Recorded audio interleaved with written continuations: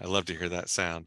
Anyway, I am very excited to welcome spring in tonight with Monica Schmitt of Mission Beelieve. And before I tell you anything about Monica, let me tell you how I found Monica. I was going to the Cromwell Valley Park, and I go in there to hike. And as I pull in on the left-hand side, there's a small little sign for a farm back in there. And I decided to take that turn and go to that farm and see what it was all about. And I walked up there, and there was a fellow named Eric, and he was not sure what he was doing. Maybe he was tending soybeans or counting eggs. I'm not quite sure what it was, but I talked to him about innovation, and he went and applied for a contest we were doing, and he didn't win the big cardboard check in that contest, but we've stayed in touch ever since. And he told me that he was involved in something with beekeeping, and that seemed a little bit outside of the field of play that I knew him best for. So I was very intrigued, and plus he maybe he knew that I have a passion for insects, and if you watch some of the videos we've recorded in the past, you'll understand that. And that's why I can't tell you how thrilled I am to have Monica Schmitt here to talk about bees, because we haven't even covered bees, which are such a critical part of the insect kingdom for many reasons, many reasons besides feeding fish and poultry for protein purposes. The bees in particular have an amazing role. But this isn't about me. This is about Monica and Mission Beelieve. And Monica, I would love to hear kind of how you got to be sitting right here in front of us today. I mean, are you from Maryland, or have insects always been a passion of yours? How did this all begin? So thank you first of all. Let me thank you for having me tonight. And a little bit of my background. No, I haven't always been into bugs as much as I am now. I always knew there was a little world below my feet. When I was a little girl, my favorite book to get out of the library in elementary school was Bug City. I was in fifth grade and my mom was complaining that I was still pulling out the same book that I was pulling out in kindergarten. I just love this book. And there's just a whole little world that's underneath of us that so many people just don't stop and take the time to notice. And um, I was always into plants and I studied botany. And I got pregnant when I was in college. So I went into the professional world and got a job in marketing and kind of left that whole natural world that I was in.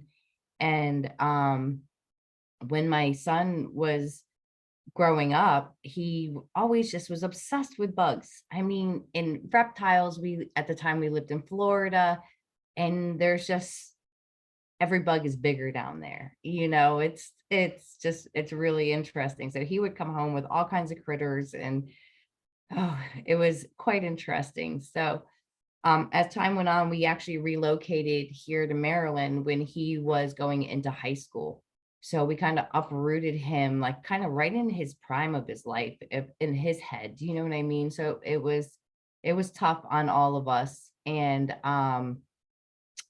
so as he was going through high school, I'd always talk to him about, what do you want to do? And he's like, I want to be a beekeeper.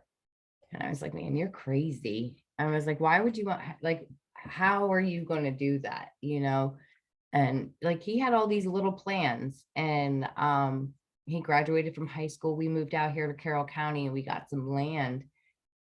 And I said to him, I was like, what are you going to do? At the time, he was working for Southwest and just kind of was just going through the daily days of life, and he's like, I want to be a beekeeper. Now that we have some land, couldn't we get hives here?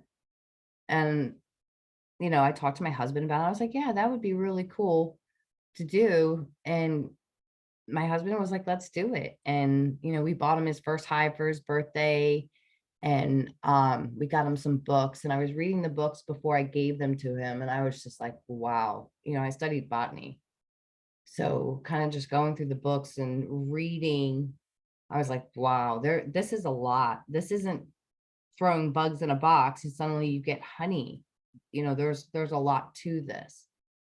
Um, he came home randomly from work one day, comes busting through the door, so excited. He's like, I just saw a sign for a beginner beekeeping course. And I was like, are you going to join? I was like, I think that would be really cool if you could take that class, because I had been reading these books. It hadn't been his birthday yet, so he didn't get all his stuff. So he had no idea. And he's like, yeah, I think I'm going to do it. And a couple days passed, and I asked him again, and he I and then at that point I said to him, I was like, what if I did this with you? I was at such a weird crossroads in my life. I had moved to Maryland. I was dabbling in some marketing, like freelance stuff. I was a stay-at-home mom. I kind of just felt like a maid, like a grocery getter. I was kind of in a really weird place in my life. And I didn't have anything to call my own. And so I said to him, I'm like, what if we did this together? I was like, this would be really cool if we did this together. And he was so excited. He's like, yeah, let's do this. So we started taking the class, and we took the class. We got bees, and our bees were sick. They came with EFB in the nucleus colonies that we bought. And that forced us to really just dive in head first and really learn what it takes to be a good steward for these bees and to become a successful beekeeper. We're blessed to have a master beekeeper, an EAS master beekeeper in our club. And at the time, that's what he stressed, is being a beekeeper, not a bee haver.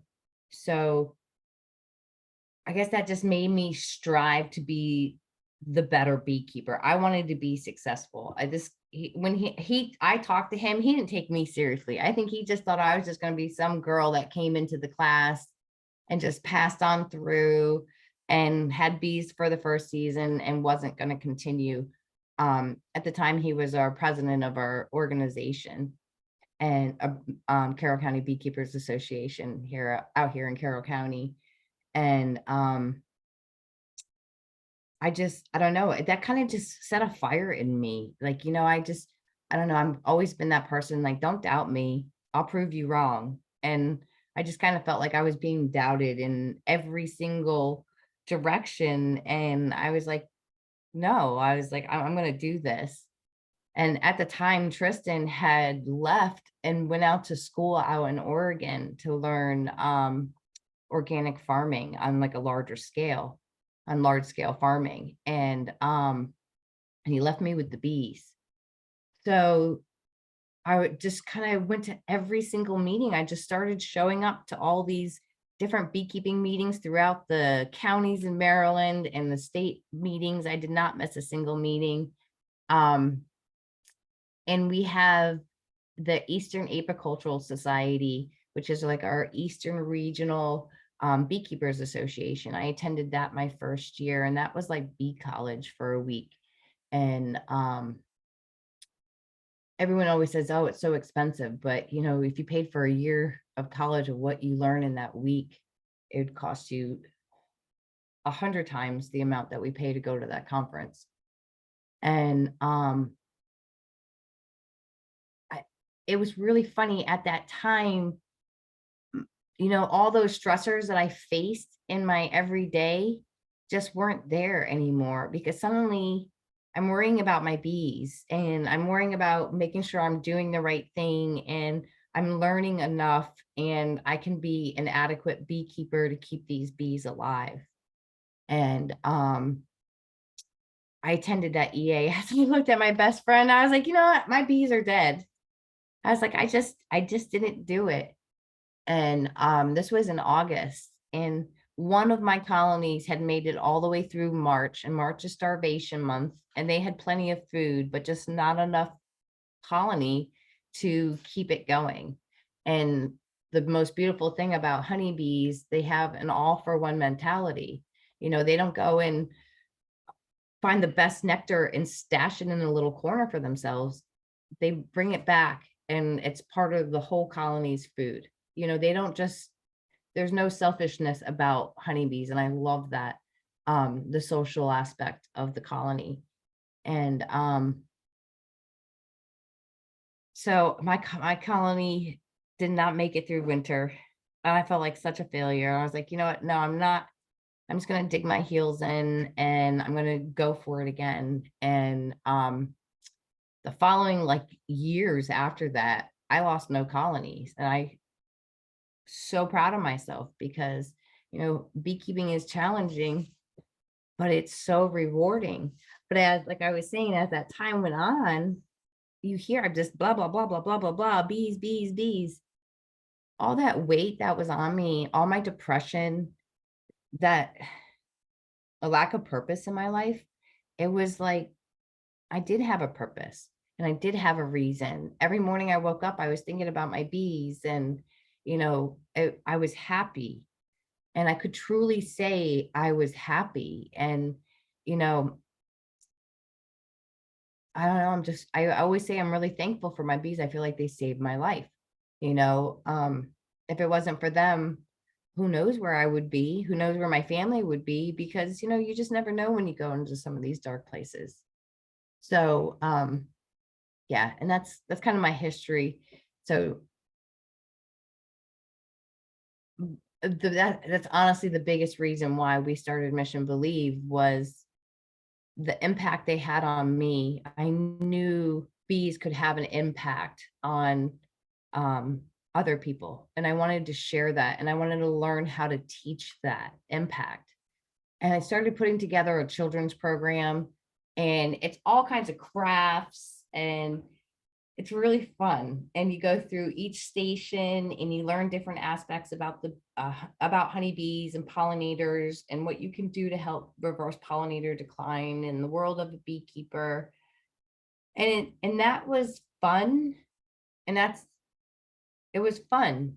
It wasn't giving me that, I didn't get that satisfaction out of it, that I was actually able to share how these bees truly can make an impact on someone's life.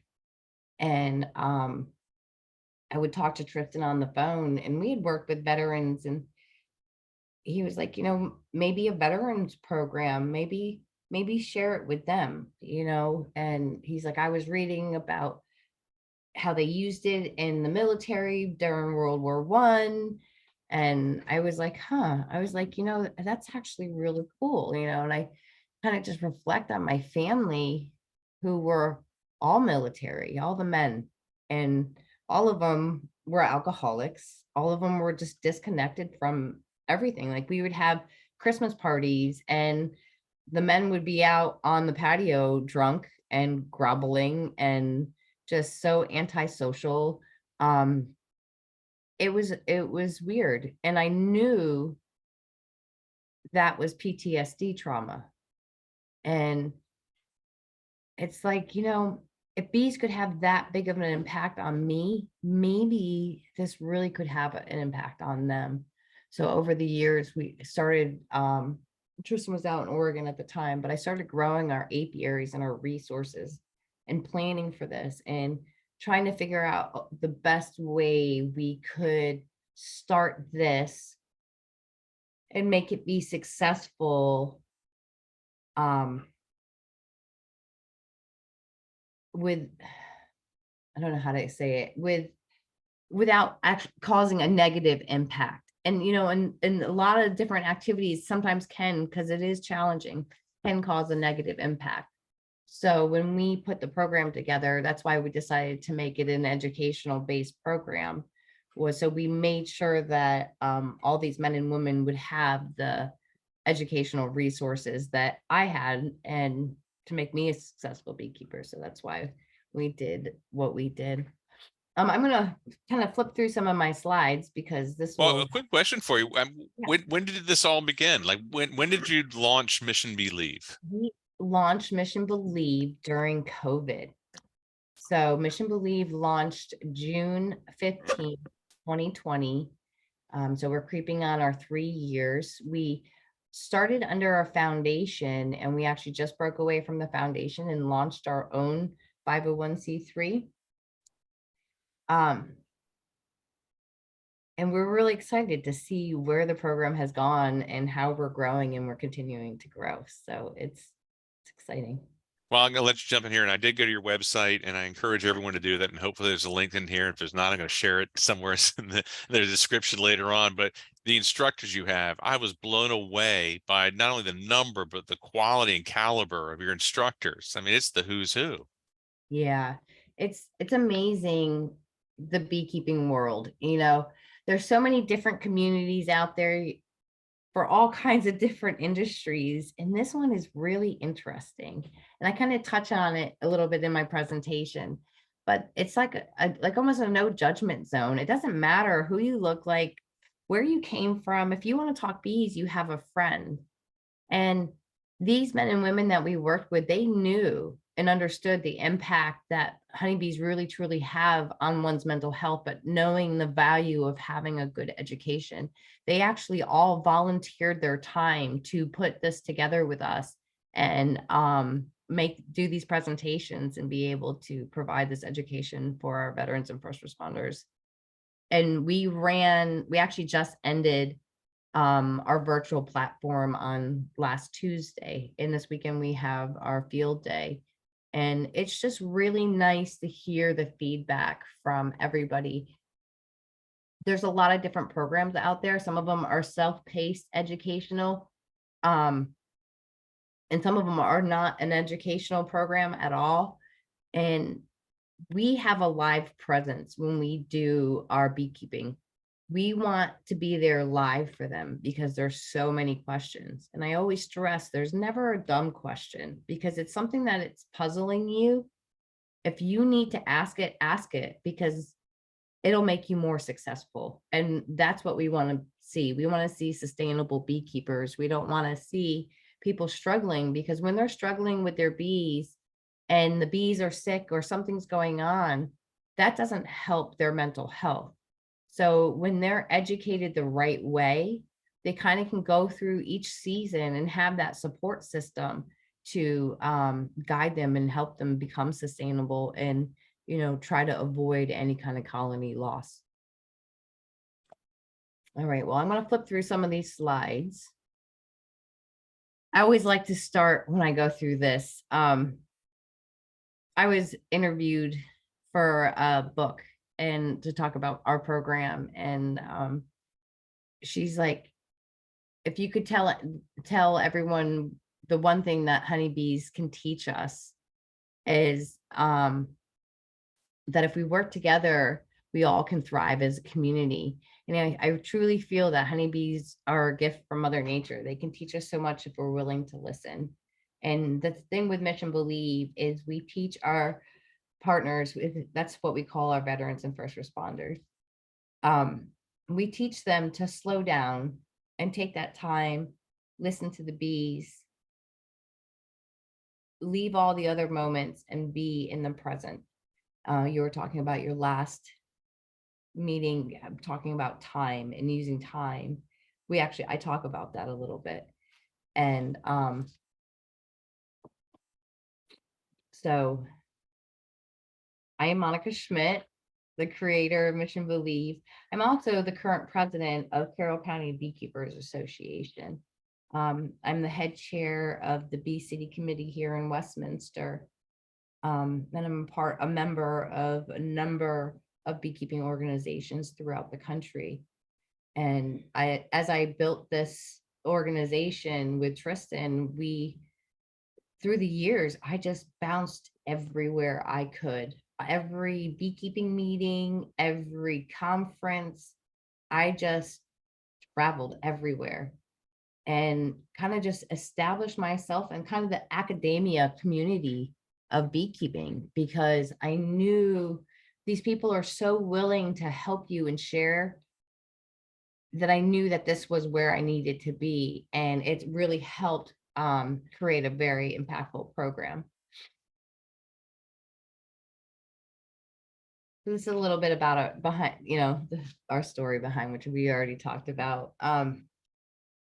This is us working with some of the beekeepers. This is our very first hive dive at Mission Believe Farm. When we got the farm in the spring after our short course, it was really exciting to be able to open the farm up to our veterans and first responders and have a place to go. And it was a big triumph for us to be able to achieve that. And as a beekeeper, it's really, really, really important to understand that taking care of these insects is not throwing bugs in a box and going back in 10 days and getting honey. I always say if you treat the bees the way they need to be treated and maintained, they will reward you. In this picture right here, I'm holding a honey frame, and this colony that we're harvesting from was 10 boxes high, and the brood chamber was 3. It was just an absolutely amazing gift that these honeybees gave us, and that was because they were so healthy. And I realized quickly in my beekeeping experience that I try to be as natural and as organic as possible, but no matter what, it's my responsibility to make sure that these guys are given everything that they need, because it was my choice to take them out of their natural habitat and stick them in this equipment. Yeah, and you don't have to apologize for that. I mean, we're in a whole different world now. Yeah, no, exactly. So, everybody joins beekeeping for one reason or another. I joined it to, support my son in his lively goals. And some people just want to pick up a new hobby, and some people want a career out of it. But what we notice is that our veterans and our first responders, all of them are turning to beekeeping because they hear how it really helps with mental health. And what we've noticed is that it's an escape for them. It's a way for them to walk away from their world that they're thrown into every single day and just think about the bees and focus on what they need. So when we talk about our program, we talk about the therapeutic value of bees as something that comes over time. We don't sit in therapy groups. I've been through enough therapy to know that we can hash this all out. I will never erase anything that's in someone's mind. But if we teach them how to redirect all of that energy into something more positive, let's do that. And I really feel like when we talk about mental health, people turn instantly to a therapist, or they instantly turn to a medical doctor to be put on some kind of prescription. Sometimes if we just teach ourselves something new and learn something new, that we can be able to achieve a good, healthy mentality. So when we go through our program, we like to teach them, and we dub this whole little system that we use as flow. And the definition of flow is a state of mind in which a person becomes fully immersed in an activity, just like beekeeping. In beekeeping, you become fully immersed.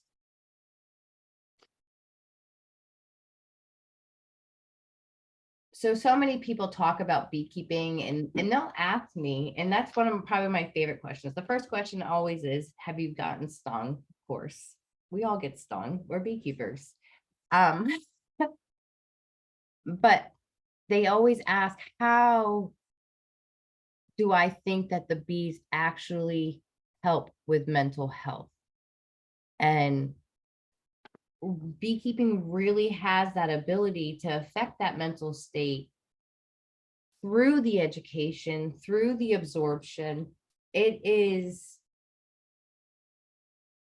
pretty magical. When we walk up to a hive, you take that minute, you walk around the hot colonies, you look at the entrance, you watch the activity of the bees, you listen to the sound. That instantly, that first step of your day in an apiary takes you out of your everyday hustle and bustle.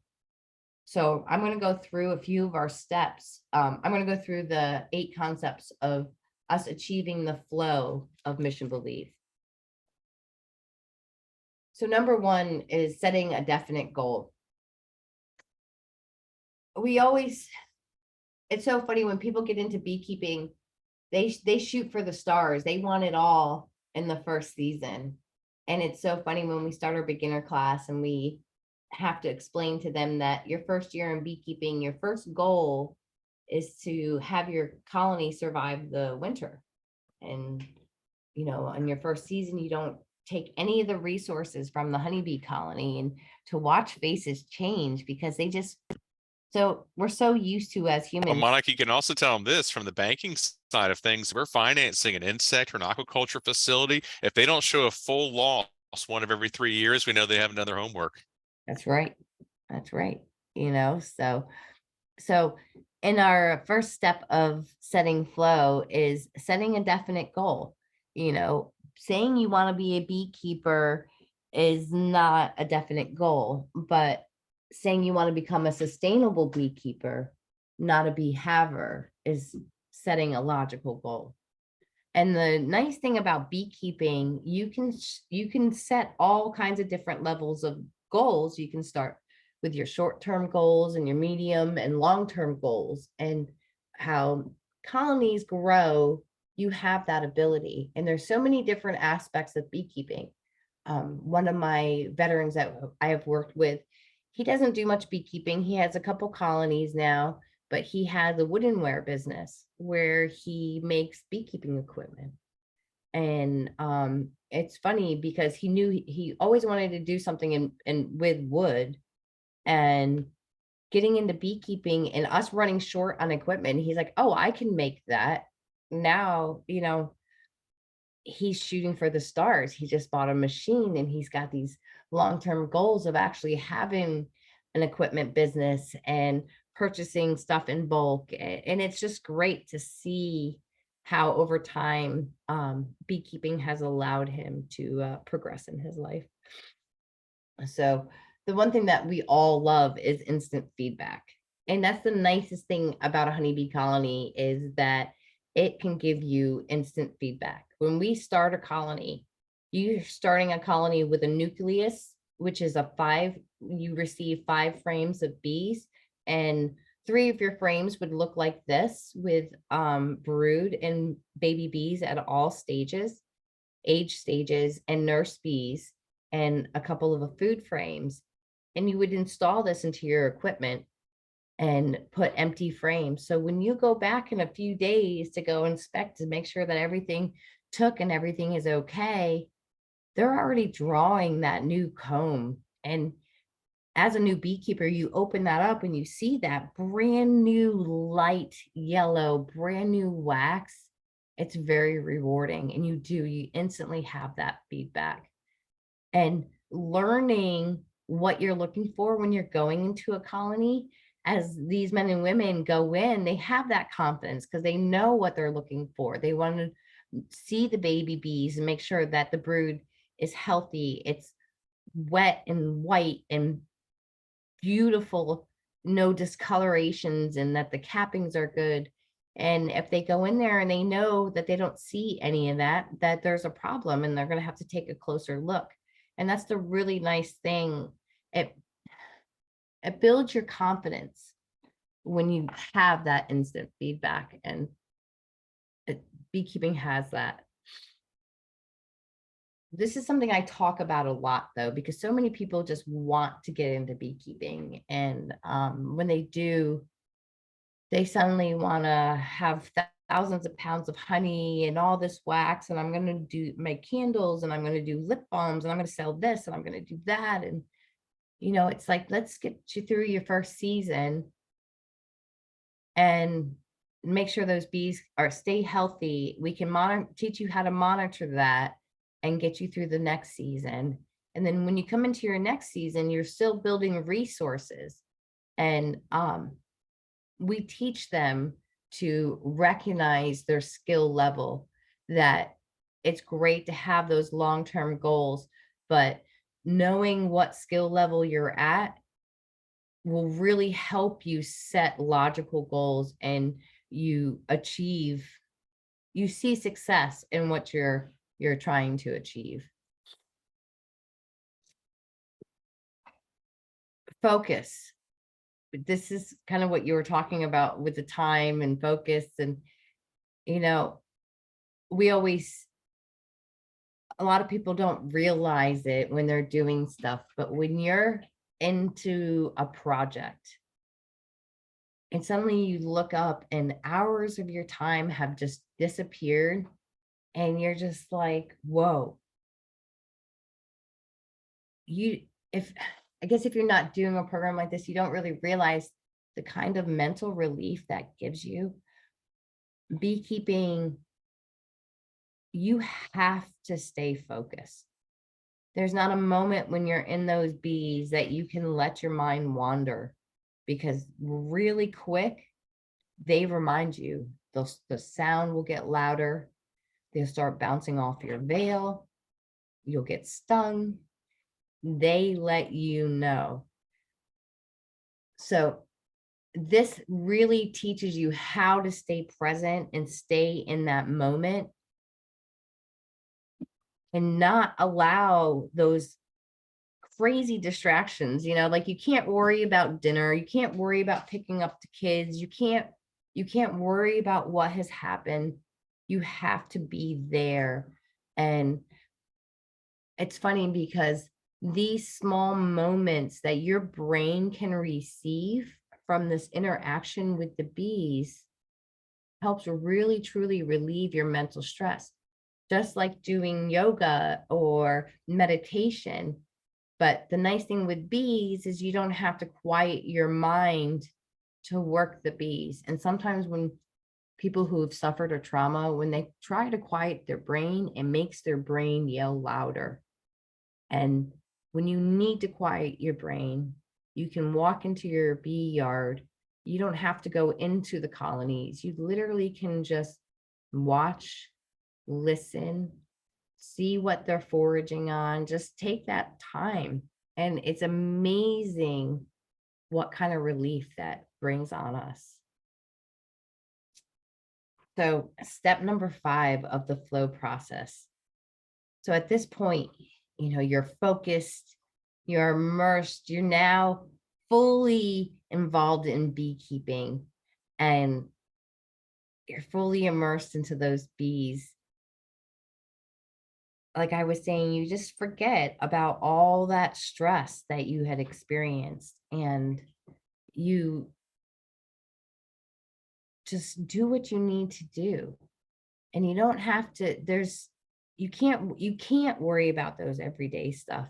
You can just be you, be the beekeeper, and take care of them, close them up, and then walk back into your world and be in a better place. And when you're in that calmer space, things that you need to think about, you're a little bit more logical on your thinking instead of irrational. I always love to say this quote. Albert Einstein, the great physicist, used to say, art and science are the most effective forms of escape that people have developed. Well, beekeeping is an art and a science, and we're using that as a form of escape. So number 6 of flow is control. So you have the control. You know what you need to do. You set those goals. You're accomplishing goals. But you're always quickly reminded that you're not in full control. These are insects. Mother Nature always has that final say. So you're kind of just like walking this fine line with beekeeping, like you did everything you were supposed to do. You read the textbook, you did this, you did that. You go out to the bees and they did something completely different. And I always joke with people, they're like, why did they do that? Well, we read the textbooks, they don't. So it's kind of, it's that nice fine line. And that is a nice stimulation for you because, if it was always the same thing, that would become very boring and it wouldn't have that mental health effect consecutively through the years, because once you got it, you got it. And it's like, okay, well, I got this. It's like driving a car, bees don't allow you just to get in that car and drive. They always send you for a loop, you know. Um, this season we've had an early spring, and everyone is in their bees and they're pulling their colonies apart. And then we drop down into some really cold weather. And that always makes me nervous because I always say Maryland weather is bipolar. You know, you just never know what you're going to get. I lived here um, from I went through middle school and high school here in Maryland when I was a kid. I was a government brat, so we moved around a lot. And I lived in Howard County. And I can just remember coming from New England where we would have feet of snow, and then we moved here, and you were lucky sometimes some winters to even get snow. And this winter was one of those winters. And I joke about that all the time. So you just never know what you're going to get. You know, Mother Nature really is the end decider of, you know, what is happening out in our world and out in the bees world. So, you know, we have to be very vigilant and keep an eye on all of that to be successful. So number 7 is losing self-consciousness. And I really feel like this is when they're really starting to hit that flow of our program and going through beekeeping. When you walk into a beekeeping meeting, nobody looks at the clothes you're wearing. They don't care. We're all there to learn about our bees and what's going on in the community and what's new in the community. And you really have that ability to lose that self-consciousness. You can't, it's your ego is just kind of taken away because, you know, you bring these smallest creatures into your space. You know, you're a part of this energy flowing around you, and you really care about what you do. And I honestly, I feel like that's probably one of the most amazing parts to this whole process is that in life we spend so much time worrying about being perfect. And then where you find that space where it doesn't matter because it's not about you, it's about these bees being successful and you taking care of these little creatures. And I think that's just one of the most beautiful things about beekeeping and what bees can do for us. Well, it's shared purpose.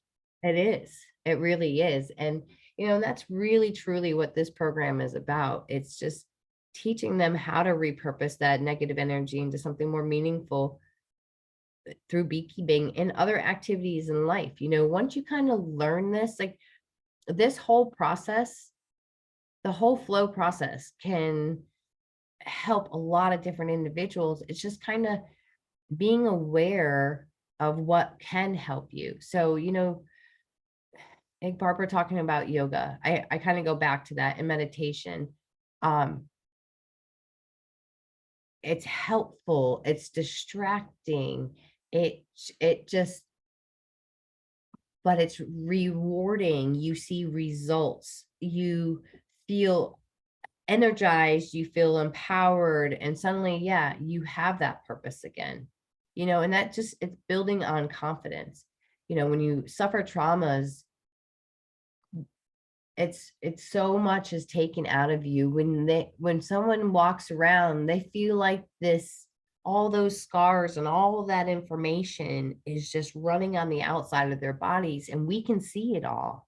You know, I always say it's the invisible scar, and it really is. And you know, if they can learn to just understand that we don't see that, we're not judging them, and that they're needed here and we need them. And here, the bees need you too. So it's just, it's really a beautiful thing. Um, Now we're going to go into time is our last phase of flow. And like we were talking before, your sense of time just kind of disappears. I'll go into the bees and we'll go through like 10, 15 colonies, and I'm all high five and Tristan. I'm like, yeah, so fast. And blah, blah, blah, blah, blah. We jump in the car and it's 3:30. I'm like, oh my God. Like, whoa, and it's just that it's really hard to get in life nowadays. We're always so stuck in the hustle and bustle, but these bees make you stay so grounded and so focused and so calm and aware that you just it just helps you. I don't know how to put it into best of words, but um it just helps you live You a lose your sense of time. yeah, no, you do, but yeah, but that The whole- doing that helps you learn to live again, and it's just like you learn to take that breath and stop for a minute and it's funny because yeah, that happens in the apiary, but you notice in life how that helps. I'm a mom. I have a bunch of kids. I have 4 kids. One's grown, but the rest of them are little guys. And I have grown such great patience in my life. And I was not a patient person. I was a go, go, go, go, go. I was always afraid of failing, and that was like one of my biggest things in life. That was like my biggest thing that held me back in life was being afraid of failing. And like now I don't think about that. It's obviously it crosses through my mind when I'm going to be doing a new venture or like a new segment to our program or something like that. And yeah, it's scary, it's nerve-wracking. Learning to fundraise and ask people for money, that's probably one of been the hardest thing for me to learn, and how to delegate my time that I didn't have to do everything. And that's, the coolest thing is that instead of having all that anxiety and that worry and that stress, I've learned to be able just to like take that moment and express myself the right way because I'm settled, I'm not stressed, and I know it's because of these bees. It's really cool. Beekeeping allows you to constantly challenge yourself. It allows you to reinvent yourself. It also provides you the opportunity to start over. And I truly believe that sometimes these veterans and first responders, they just don't have hope anymore. They don't know what their purpose is. And, you know, they're older, especially our first responders. A lot of them are retired. So, they're older in life. And um, I think starting something new is kind of scary for them. They've been there, done that. They have the t-shirt. That, starting something new is scary. But, this really gives you that opportunity to start over and find your place. Like John in his wood shop, he found his place and he had that ability to start over.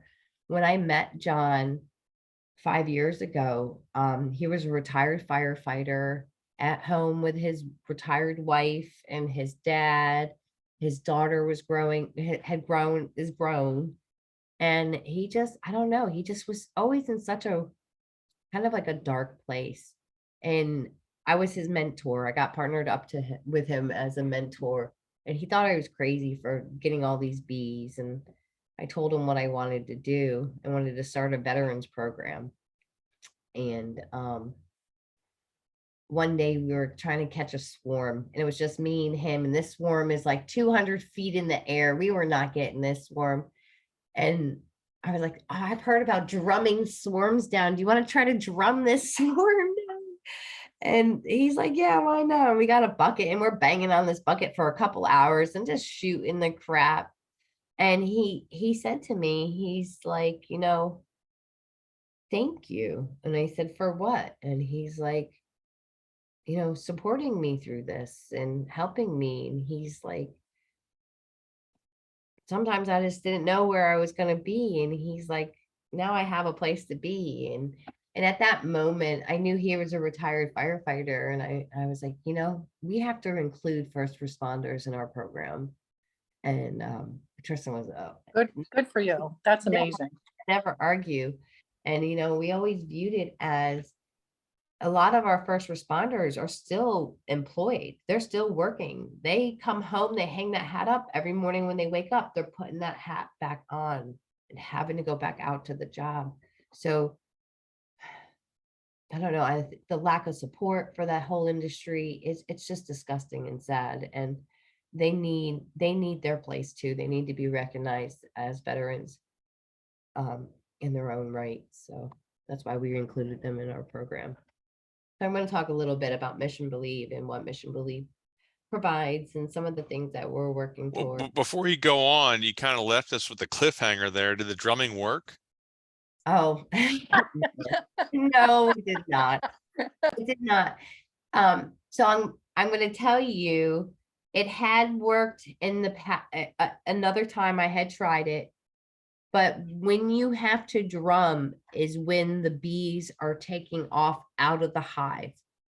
There's vibration that goes through the air from the drumming, and they think it's like thunder and lightning, a storm's coming. So they end up coming down lower. And it's not that they go back to the hive or anything. It's that they'll come lower and land quickly just to try to make sure that they can group the whole swarm together. And it allows us to be able to grab it. So it has worked, but not that day. And it was fun. It was a life-changing experience for both me and John. I will say that. It was a really good bonding moment. And to me, I think that day gave me the confidence to do Mission Believe, because like the glisten in his eye when he just thanked me for being his friend and being there and doing all of this with him and including him. And it just touched me somewhere special, and it was just like, I'm doing the right thing. And every time it gets hard, and it gets overwhelming sometimes. And it's just like you wake up and you're just like, oh my God, my whole day is full. But I also have to do, and I have to do this. And it's like you just have to stop and remind yourself about what you're doing and why you're doing it and what you're achieving. And Eric, as you were talking about before, he dubbed this saying, "Your hands in a hive keep me alive."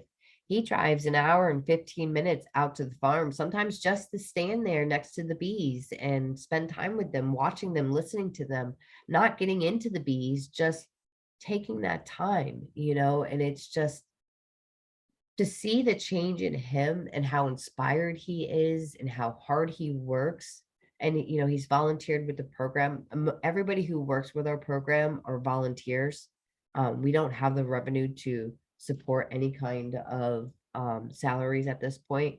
Then nobody minds. They put their time in and to make sure that this program is able to be successful and we can support these men and women in the ways that they need. Right. I have to this is Barbara speaking. I have to log off in a couple minutes. So do we have time for Q&A or? Well, yeah, I mean, because absolutely we have time for Q&A. And if you want a Q&A right now, we'll finish up also, because I do want to hear what Monica needs, because she's probably got a few asks of our audience as well. And I want to make sure that we do everything humanly possible to help her fulfill whatever needs she has. Absolutely. So I want to, first of all, I don't want to be a beekeeper. I'm allergic to yellow jackets anyway. So, but I love honey and I want to know where your products are placed. So I want to know that. I chuckled through the whole, you are delightful. So yes, so know that. And then I just finished a project for the Department of Defense on PTSD. Their goal is to stop PTSD before it begins. So that just plant that seed in your thinking cap, and and I applaud your mental health focus. Thank you. That's it. And Barbara, did you doubt any other friends of mine? Come No, on. We always I bring the know. best people forward. I know. So thank you. Not a problem. Thank you, Andrew, too, for I'm gonna, inviting me. Barbara, if it'll take me like a couple minutes to flip through the rest of these slides and answer all your questions in these slides. That'd be great. That'd be great. Thank you So- so much. Not a problem. So what Mission Believe provides for these men and women, we provide a 6-week beginner virtual beekeeping course with influential beekeepers and entomologists throughout the industry. We also provide them with a beekeeper's handbook, which is a textbook. It's a 300-page book. It's everything you need to know. I always say it's the beekeeper's Bible for a beginner beekeeper. We also provide them with mentor support and access to mentoring apiaries for hands-on experiences. We also hold monthly partner meetings for continued education. We bring in some of these entomologists, we have presentations just for continued learning. We teach them about products of the hive, colony health, how to create, like this month's plant meeting, which is in 2 days, is integrated pest management and how to create your own plan for your own apiary. And they do it on like a sliding scale. So if you have just a couple of hives or if you have a lot of hives. So it'll be very informative. And we do a lot of different continued education through workshops and seminars. And we hold a lot of our live workshops right at Mission Believe Farm. As we talked about, the short course is very dynamic with our entomologists that we're blessed to be able to work with. Our workshops. So the workshops are key.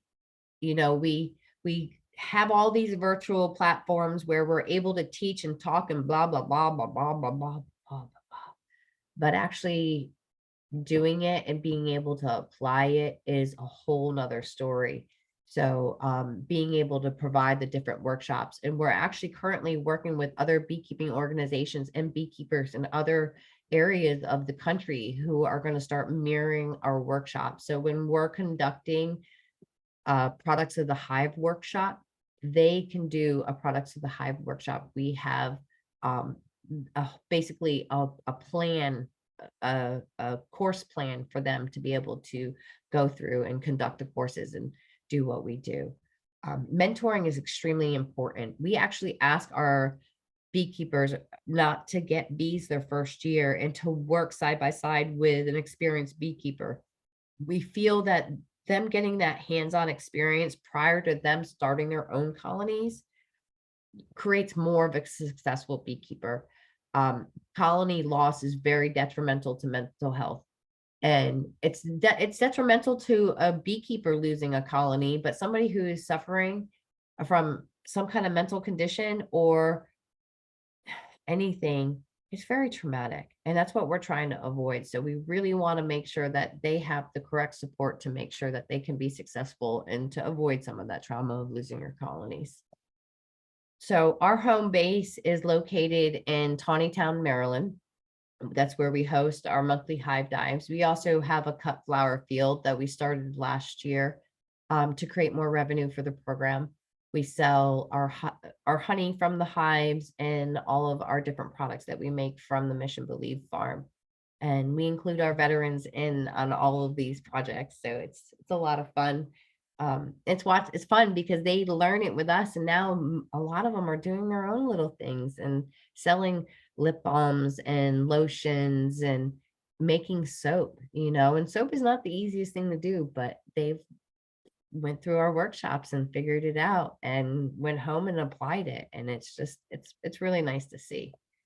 So apitherapy is an alternative therapy, which uses honeybees in healthcare. So a lot of people know about sting therapy and using honey to help with allergies and boost your immune system and appetite and all that good stuff from propolis.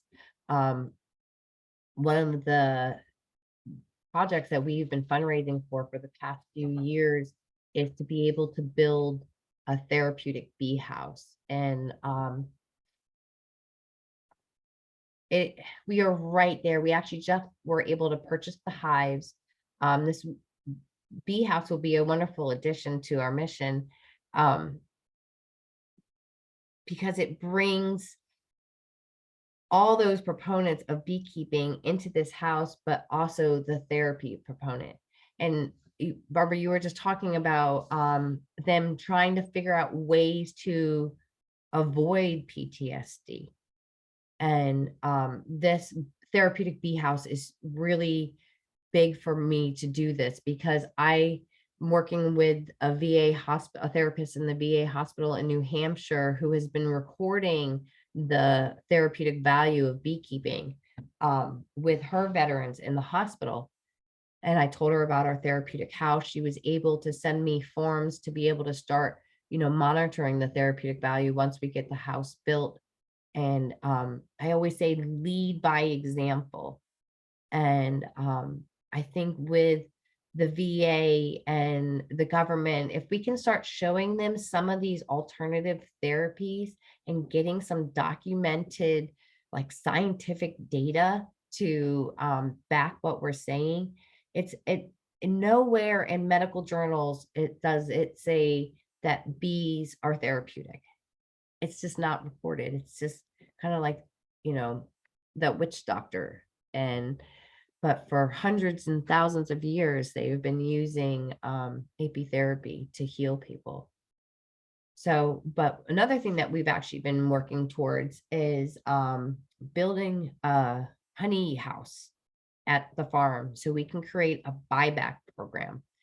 And this is one of the most exciting things, because what it will be is the veterans are able to grow these bees, and even some of them are active duty, so they have to up and leave. So when you're beekeeping, there's all kinds of equipment that you need. You need extractors, you need uncapping bins and knives and all this stuff. We were discussing, we're like, well, if we start a buyback program, we know another organization, the coal miners beekeeping initiative in West Virginia did a buyback program. And what that does is it creates instant revenue for these men and women. They don't have to go out to all these farmers markets. They don't have to go to all of these events. They just can bring their hive bodies to us. We weigh them when they come in, we extract them, we weigh them when they go out, and they get paid the difference. And if they want to keep some of their honey, they're more than welcome to. We also have beekeeping equipment, extracting equipment that will loan out, because it's a large expense. And if we can avoid them having to create that expense, it makes it a lot easier on them, just being able to focus on the bees and the equipment that they need for the bees, and we can handle everything else. So the best part about Mission Believe is the relationships that are built through beekeeping is a true gift. I have made friends that I know they will be my friends for the rest of my life. It's a really cool community. I hope someday you guys have a chance to kind of get involved. In 2024, EAS is actually coming here to Maryland, and the Eastern Agricultural Society's conference. And I think that's the first week of August. So it's really exciting to be bringing this beekeeping conference here to Maryland and introducing it to the community. There's a lot of communities that are No Mo, April, and Bee Cities now. And it's just, it's going to be really cool to be able to really show the community what's going on here in Maryland in the beekeeping community, because it's a lot larger than people even know. Well, is it going to be in Carroll County, Westminster? No, it's actually going to be held in Elk Ridge. I think it's Elk Ridge. No, it's not Elk Ridge. Ellicott City at Turf Valley will be the conference, but they have field trips and stuff. We are going, if I'm hoping, fingers crossed, we will be hosting at Mission Believe the one of the dinners, and it'll be really nice to be able to bring the beekeeping community and some of the higher ups in the beekeeping community to, lead by example and show them what we're trying to achieve with Mission Believe. So kind of take beekeeping into another type of science, not just the biologies and diseases of honeybees. So this is my contact information. Our website is www.missionbeelieve. There is a play on words, so it's BEELIEVE.com. And our email is missionbeelieve@gmail. And please take some time and go out to our website. We've been interviewed. We're on WJZ and on Veterans Day, they did a segment on us, and Eric was interviewed on that. It was great. And you can see some of our courses. We have educational resources also under our education section. And our calendar is on there. So any kinds of events that are happening at Mission Beelieve, they will be posted. And also on August 19th, at 11 a.m., we open up Mission Beelieve Farm to the public, and we celebrate World Honeybee Day. Everybody celebrates in May World Bee Day. We celebrate World Honeybee Day because honeybees are why we are where we are. So we want to celebrate them every day. So it's like our big fundraiser for the year. And we bring in a bunch of different local vendors, and we do our Children's Day tables, and everybody can come and do crafts and make candles, and we do a honey extraction demo. We have live music. It's just a really fun day. So I encourage everybody to come out and check it out. We are located out in Tawnytown, Maryland. So our address is on our website, and our hours of operation are on there too.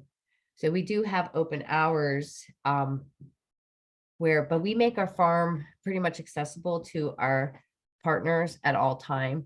So they have the ability just to be able to go up there, go sit with the bees and do whatever. But we do have open hours where we're there and we're working, and they have the ability to come up and work side by side with us. And a lot of them do that because it gets them into the larger apiaries where our big production colonies are. When I'm teaching and we have a lot of beginners, I try to keep the colonies that are in the teaching apiary a little bit smaller, not at production level. So, because that sometimes can be a little intimidating when you open up a colony that big and there's a lot of bees that come out. So, we like to ease them into that, but it's good because, in their following years, they're going to be getting bigger colonies, and they're going to need to learn how to maintain them and be confident in that. So it's nice when they come out and work with us. I want to go back quickly. Just one thing you said before about the website. You also have a great store on there. I did peruse that quite a bit, and I did see a t-shirt that I want to pick up. So back to Barbara's question. She's not there anymore, but Barbara, when you watch the recording, you can go to the store there on the website. And I guess maybe you're gonna get to this, Monica. I want to know, how can we help you? I mean, what are those big asks you have right now?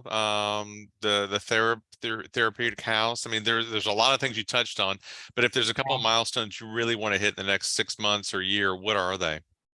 Our biggest milestone is the completion of the therapeutic bee house. We had raised enough money to build it, and then with inflation and the prices of construction stuff, it almost tripled our price. So now we're falling about $10,000 short from meeting our goal. So no matter what, we already bought the hives. We're starting the colonies in the spring, and we're gonna build as we go. And if it's not completely finished, like the inside or something like that, it doesn't matter. I would like to have that up and running this season for anybody who needs it can have access to it. And my biggest thing is to teach that beekeeping can be accessible. It doesn't matter who and what you are, So with the Aja hives that we are putting in the therapeutic bee house, it's a no lifting hive style, and which is really nice for someone who may not be able to stand for a long period of time, or can't lift heavy things, or maybe it has a missing limb or something like that, and they are challenged. So the Aja hive allows you to sit, open a door, and the colony is all self-contained in one box. And when you access each section to the colony, from the brood chambers to the supers, you remove a screen per section.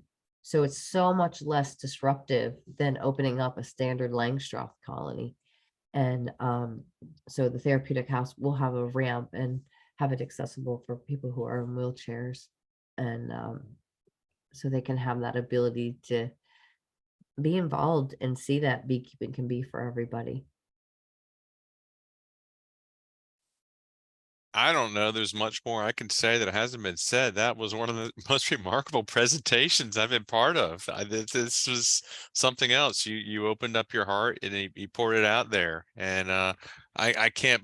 I would have a hard time imagining anyone that's listening to this doesn't immediately stand in line and say, "How can I help?" You know. So I can't thank you. Or I guess we can both thank Eric, right?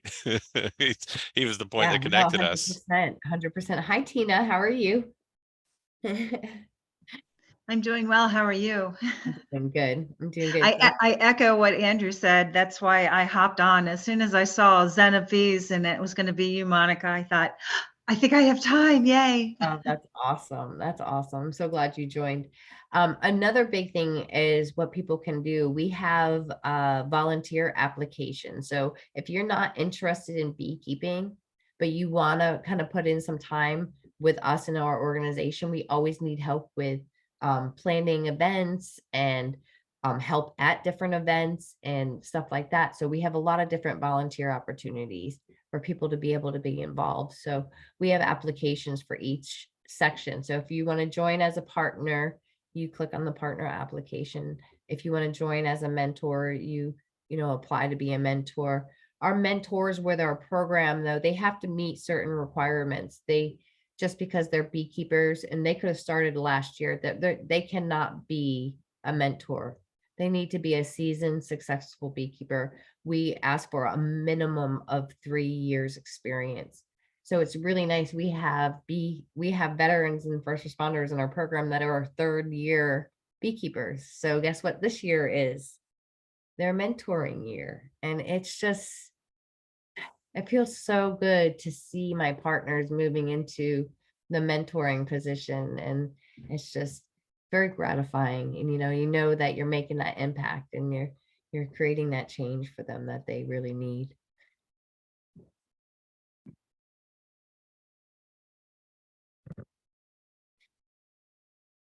Well, absent any final questions there, I'm going to just turn the recording off here.